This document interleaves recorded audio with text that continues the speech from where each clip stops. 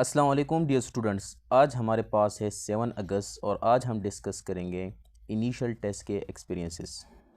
So the first question is which bond is the strongest among the following. तो option आपके पास है आयनिक, covalent, hydrogen and van der Waals.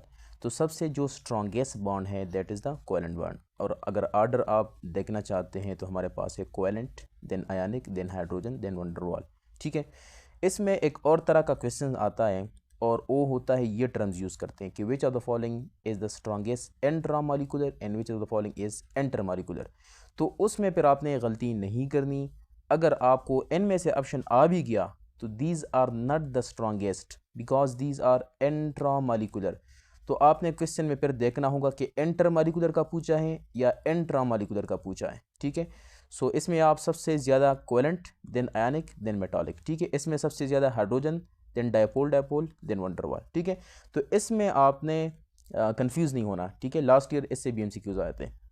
Which process convert glucose to energy in the cell. So इसको हम कहते हैं cellular respiration. ठीक है, दो टाइप का रेस्पिरेशन होता है। जो सेलुलर रेस्पिरेशन होता है सेल के बेस पे जो होता है, उसमें हमारे पास जो माइटोकॉन्ड्रिया इन्वॉल्व होता है, पूरा प्रोसेस होता है जो आप लोगों ने रेस्पिरेशन वाले चैप्टर में पढ़ा था। तो ये फोटोसिंथेसिस, उसके बाद रेस्पिरेशन का जो टॉपिक था ना, तो वो सारी चीज़ें उसको हम कहते हैं सेलुलर रेस्पिरेशन। ठीक है, which is the function of the rough endoplasm reticulum. तो very simple, that is the protein synthesis. इसके ऊपर जो राइबोसोम होते हैं that are responsible for the protein synthesis. Which reagent is used to differentiate aldehyde from ketone? So the correct option is Tollon reagent. ठीक है, और सारे भी दूसरे मेथड्स भी हैं, बट जो करेक्ट ऑप्शन आपके आज के टेस्ट में था that is the Tollens reagent. अच्छा, एक और चीज़ मैं आपको समझाना चाहता हूँ। कल कुछ स्टूडेंट ने इधर वीडियो के पे कमेंट भी किया था और इधर व्हाट्सएप पे भी पूछा था कि ये क्वेश्चन हमारे टेस्ट में आएंगे क्यों नहीं आएंगे। तो इसलिए तो आपको करवा रहे हैं, ये आपके पेपर में आएंगे ही आएंगे। अगर एक स्टूडेंट नहीं तो दूसरे स्टूडेंट इन MCQ में से ज़रूर आपके टेस्ट में आएंगे। ठीक है, ये आपने याद रखना है। जितने भी एक्सपीरियंसेस डेली आते हैं, चाहे वीडियो में हम डिस्कस कर दें या जो व्हाट्सएप चैनल है, फेसबुक पेज है, उस पर हम अपलोड करते हैं, तो वो सारे आपने देखने हैं, उसमें से ज़रूर आपके पेपर में आएंगे। ठीक है, सो टॉलन रिएजेंट को दूसरा नाम कहते हैं सिल्वर मिरर टेस्ट।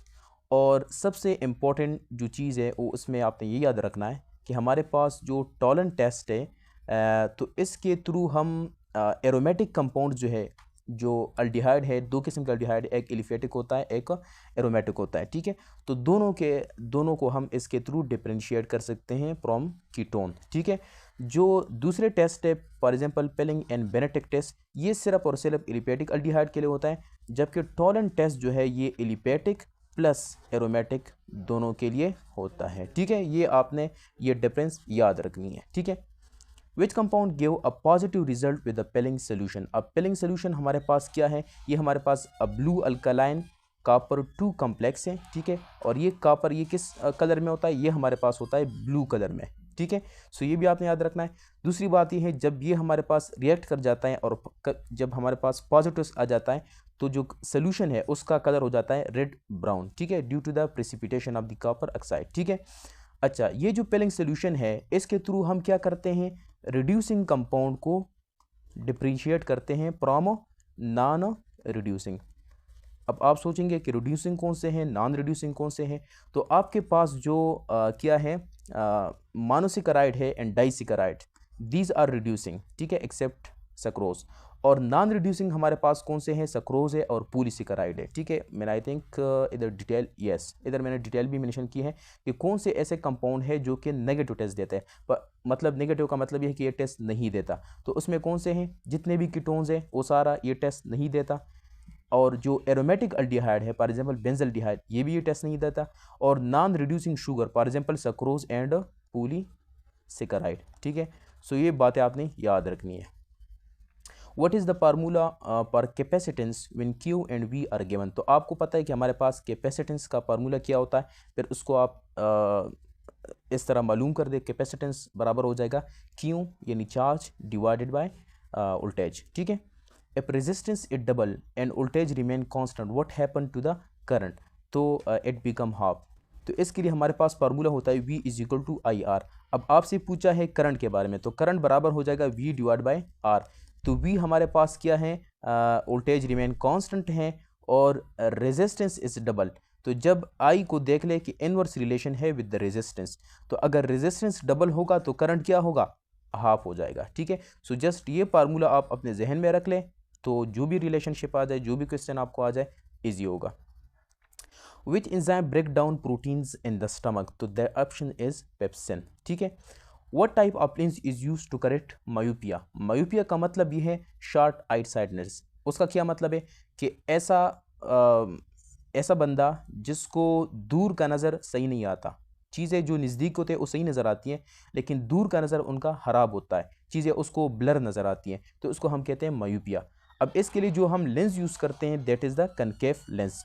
अब इस फिगर में आप देख ले, हमारे पास this is the eye lens और ये हमारे पास क्या है, रेटिना है। तो जो पिक्चर बन रही है वो बिल्कुल रेटिना पे बन रही है, ठीक है, नॉर्मल विजन में। ठीक है, लेकिन जो मायोपिया होता है उसमें क्या होता है कि रेटिना के आगे हमारे पास पिक्चर बनती है। ठीक है, अब मायोपिया के डिफरेंट टाइप्स है और उसके डिफरेंट कॉजेज है, बट उसमें हम नहीं जाते। अब हम कौन सा लेंस यूज़ करेंगे, ये कौन सा लेंस है, ये हमारे पास है कनकेव लेंस। ठीक है, इसको हम कौन सा लेंस कहते हैं, कनकेव लेंस। तो कनकेव लेंस हम यूज़ करते हैं और कनकेव लेंस का क्या काम होता है, डाइवर्जिंग द रेज। ठीक है, तो हमारे पास जो इधर इमेज बन रहा था, अब कनकेव लेंस की वजह से वो इमेज किधर बन रहा है, रेटिना पे। तो जब रेटिना पे बनेगा तो वो हमारे पास ठीक होगा। इसके लिए दो चीज़ें मैं आपको बताता हूँ। मायोपिया करेक्शन के लिए कौन सा यूज़ होता है, कनकेव, और ये क्या करता है, लाइट रेज को डाइवर्ज करता है। और हाइपरोपिया यानी जो ऐसे बंदे जिनका दूर का नज़र तो ठीक है लेकिन नज़दीक का नज़र ख़राब है, तो उनके लिए कौन से लेंस यूज होते हैं, कन्वेक्स लेंस। ठीक है, और ये क्या कहते हैं, कन्वर्जिंग। ठीक है, तो ये दो एमसीक्यूज है, लास्ट ये भी रिपीट हुए थे, इस दफ़ा फिर से आए, तो ये आपने ज़रूर याद रखना है। Which radiation has the highest penetration power, तो पेनेट्रेशन पावर हमारे पास, इसका करेक्ट ऑप्शन है गामा रेज। और इसके लिए आपने ये डायग्राम ज़रूर याद करनी है, इससे भी एमसीक्यूज आते हैं कि कौन सा रेज किस चीज़ से पास हो सकता है। तो अल्फा पार्टिकल पेपर से भी पास नहीं हो सकता, ये इसको ब्लॉक कर सकता है। इसके साथ जो बीटा पार्टिकल है वो किस से पास नहीं हो सकते, एल्यूमिनियम प्लेट से। साथ में आप गामा रेज को भी देख ले, लेड से पास नहीं हो सकते। और जो न्यूट्रॉन है वो हमारे पास कंक्रीट से पास नहीं हो सकते। तो ये सारी चीज़ें आपने याद रखनी है। और सबसे इंपॉर्टेंट जो टेबल है जिससे लास्ट ईयर भी एमसीक्यूज आए थे, वो हमारे पास ये है, पेनेट्रेशन एंड आयनाइजेशन पावर। तो आयनाइजेशन पावर सबसे ज़्यादा किसका है, अल्फा का है, फिर उसके बाद बीटा देन गामा। लेकिन जो पेनेट्रेशन पावर है वो सबसे ज़्यादा किसका है, gamma then beta then alpha. अगर आपको आ जाए कि बॉडी के अंदर ये तीनों रेज जो है वो अंदर चले गए, तो सबसे डेंजरस कौन सा होगा, तो डेंजरस हमारे पास वो होगा जिसका आयनाइजेशन पावर ज़्यादा हो, यानी अल्फा पार्टिकल। ठीक है, अल्फा पार्टिकल इंटरनली बहुत ज़्यादा डेंजरस है जब बॉडी के अंदर जाते, एक्सटर्नली डेंजरस नहीं है, क्योंकि जो एक्सटर्नली ये पेपर और हमारे जो स्किन है ये भी इसको स्टॉप कर सकता है, लेकिन एक दफ़ा ये बॉडी के अंदर चले गए तो that is very very dangerous, बहुत ज़्यादा नुकसान काज कर सकता है। अच्छा जी, boiling point elevation is the example of which property, तो it is the example of colligative property.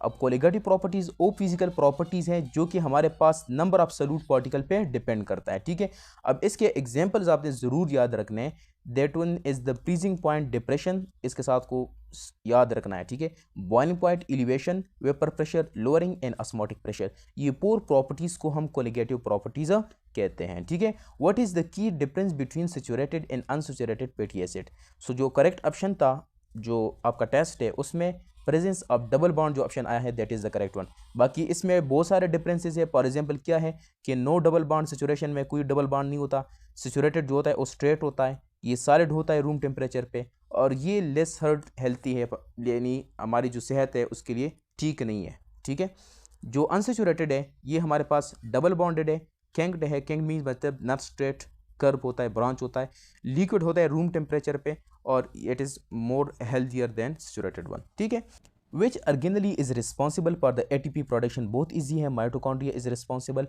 What happen to the resistance of metal when temperature increase, तो जब भी हम टेम्परेचर इंक्रीज करेंगे मेटल का तो उसका रेजिस्टेंस क्या होगा, इंक्रीज होगा। The universal recipient blood group is, तो ए बी पॉजिटिव, और इसका रीज़न भी आपको जानना है क्यों पॉजिटिव है, बिकॉज इसके साथ कोई भी एंटीबॉडी नहीं है।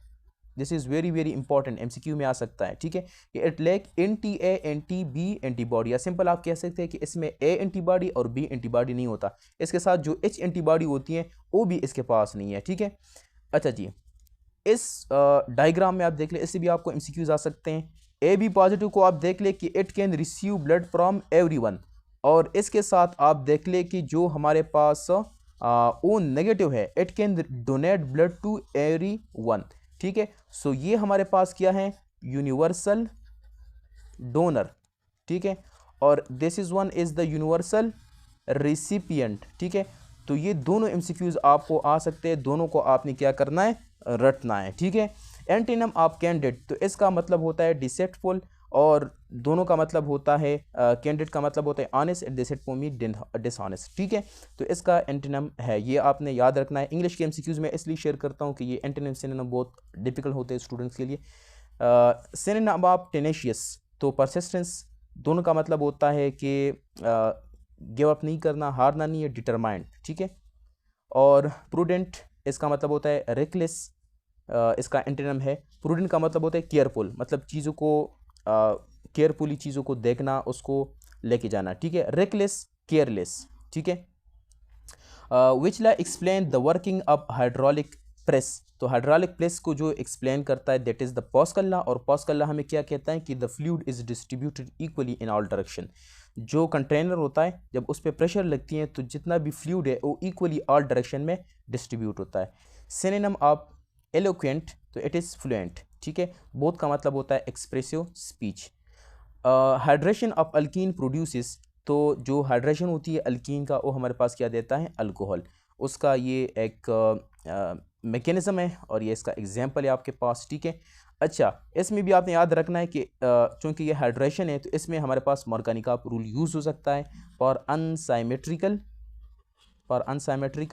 अल्कीन। ठीक है, जो साइमेट्रिकल होता है उधर तो मॉर्गेनिका रूल यूज़ नहीं होता, लेकिन अनसाइमेट्रिकल में यूज़ होता है। ठीक है, what is the chemical nature of oestrogen, very very important, last year भी इससे एमसीक्यूज आए थे, केमिकल नेचर ऑफ हार्मोन से। ठीक है, तो it is a steroid hormone. ये आपके बुक से मैंने पिक्चर उठाया हुआ है, अगर आपके पास टाइम नहीं है तो इधर से आप स्क्रीनशॉट लेके इसको एक दफ़ा पढ़ ले, इससे एमसीक्यूज ज़रूर आएंगे। ठीक है, what are old bears called, तो इसको हम कहते हैं बोर्स। अब ये क्या चीज़ है, ये हमारे पास पिग जिसको हम खंजीर बोलते हैं ना, तो उसके फैमिली से ये एक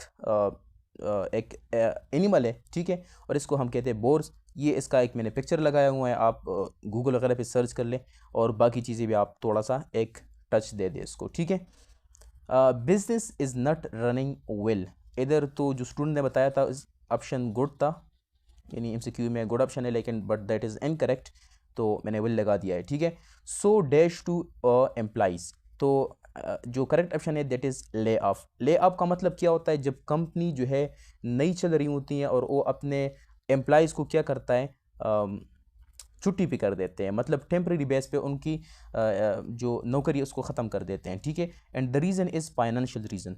ठीक है, कंपनी की अगर चल नहीं रही तो उसकी वजह से जो बर्डन आता है एम्प्लॉइज़ की वजह से, तो अपने एम्प्लॉई को फारिग कर देते हैं, तो इसको हम कहते हैं lay off. Number of alveoli in the lungs in million, तो आपके बुक का लाइन है 700 मिलियन।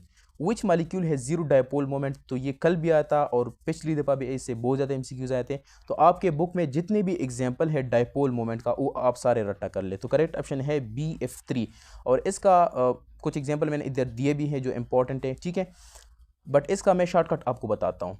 ऐसा मालिक्यूल जिसका साइमेट्रिकल ज्योमेट्री हो, साइमेट्रिकल ज्योमेट्री मीन्स जिसके इर्द गिर्द जितने भी एटम वो सारे से क्या हो, सेम हो। ठीक है, दूसरी बात यह है कि उसके साथ कोई लोन पेयर ना हो। फॉर एग्जाम्पल अब इधर बुरान के साथ कितने एटम है, 3 इलेक्ट्रॉन है, और सारे उसने क्या कर दिए हैं, फ्लोरीन के साथ क्या है, अटैच हुआ है। तो इस तरह मालिक्यूल को हम क्या कहते हैं, साइमेट्रिकल मालिक्यूल। और या आप कह सकते हैं कि इसमें कोई पोलर बॉन्ड ना हो, तो इस तरह मालिक्यूल को एज अ होल हम जीरो डायपोल मोमेंट कहते हैं। फॉर एग्जाम्पल अगर HCl है, अच्छा अब ये HCl का जो बॉन्ड है, चूँकि इसमें पोलरिटी है, पोलर बॉन्ड है, तो इसलिए इसका डायपोल मोमेंट जीरो नहीं हो सकता। ठीक है, सो आपने एज अ होल देखना है। फॉर एग्जाम्पल अब कार्बन डाइऑक्साइड है, ठीक है, CO, अब ये जो बॉन्ड है this is polar, but overall जो है ये हमारे पास नॉन पोलर है। तो डायपोल मोमेंट हम ओवरऑल मॉलिक्यूल पे डिपेंड करते हैं, किसी एक बॉन्ड की वजह से डिपेंड नहीं करते। फार्मूला ऑफ लैंडलार कैटलिस्ट, तो इसका है पैलेडियम, बेरियम सल्फेट और क्विनोलिन के साथ हम रेट करते हैं। NaL वैल्यू पर 3D ऑर्बिटल, तो इसके लिए मैं आपको इसका आंसर तो हमारे पास 3 and 2 होगा, बट कोई ऑप्शन अगर 3D के अलावा कोई और आपसे पूछ ले तो उसके लिए मैं आपको बताता हूँ। जो इधर सामने लिखा होता है दिस इज़ योर N, ठीक है, और बाकी S P, D and F। S के लिए होता है 0, P के लिए 1, D के लिए 2, F के लिए 3। अगर मैं आपसे पूछ दूं कि 4F का आप N एंड L वैल्यू बता दे तो N क्या होगा, इधर 4 है ना तो 4, और L क्या होगा 3। ठीक है, तो इस तरीके से MCQs आपको आ सकते हैं। अच्छा जी, नेक्स्ट क्वेश्चन है a sound source with the frequency 1000 hertz move towards observer at half of the speed of sound, apparent frequency है। तो जाहिर सी बात है जो ऑप्शंस आपको होंगे, चूंकि ये हमारे पास टुवर्ड्स द ऑब्जर्वर जा रहा है, तो जाहिर सी बात है अपीरेंट फ्रीक्वेंसी क्या होगी, इंक्रीज होगी, मतलब 1000 से ज़्यादा होगी। तो आपने सीधा ऑप्शंस को देखना है, जिसका 1000 से ज़्यादा वाला ऑप्शन हो वो आपको करेक्ट करना है। अगर 2 या 3 ऑप्शन 1000 से ज़्यादा है, फिर आपने इसको सॉल्व करना है। सॉल्व करने का सिंपल फार्मूला क्या है, apparent frequency is equal to V divided by V minus V source. ठीक है, ये स्पीड ऑफ साउंड है V, और ये VS जो है ये स्पीड ऑफ द सोर्स है। ठीक है, और इसका शॉर्टकट मैं आपको बताता हूँ कि जब भी हमारे पास half of the speed of sound होता है, तो इधर अगर आप हाफ पुट करेंगे तो नीचे हमारे पास जो ऑप्शन आएगा फॉर एग्जाम्पल 171, तो ये क्या है 323 का 43 का क्या है, हाफ है ना। तो फॉर एग्जाम्पल ये 4 है ऊपर, नीचे हमारे पास क्या है 2 है, तो ये इसका हाफ है, हमारे पास बन जाएगा डबल। तो आप डायरेक्टली इधर जो ऑप्शन होता है उसका डबल आप देख ले, तो ये आपका आंसर हो जाएगा। अगर इधर आपको क्या लिखा था 1500, तो आंसर आपका 3000 आएगा। ठीक है,